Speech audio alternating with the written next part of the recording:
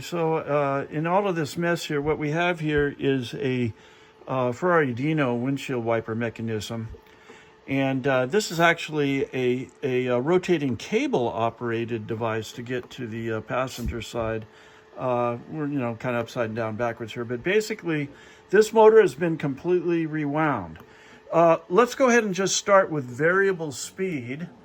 And go ahead and operate that just to show us, Matt, that we do have variable speed. So there's power, and then I can adjust it by rotating the knob. It doesn't change that much, but it does change.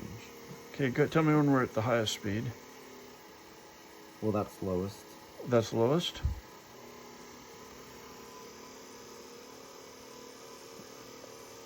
That's highest. And you can actually hear the motor changing speed more than you can actually see the wiping of the arms here. But it definitely is variable speed. And I'll go ahead and I'll tell them about this while you change to show the park circuit operate. Now, obviously, these things work off of the steering column switch. For this early Dino, there's only two positions on the switch. There's on and off park. So now we're going to demonstrate the park mechanism. It might. Oh, it did say park. Yeah, it's already in the park position. So here. Okay, it will, so now you have to. There, parked by itself. And Okay. then I can energize it again, full speed, and then. Oh, there, parked. See, it's hard to go back and forth.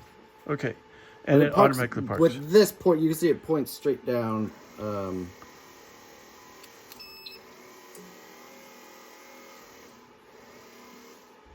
There you go.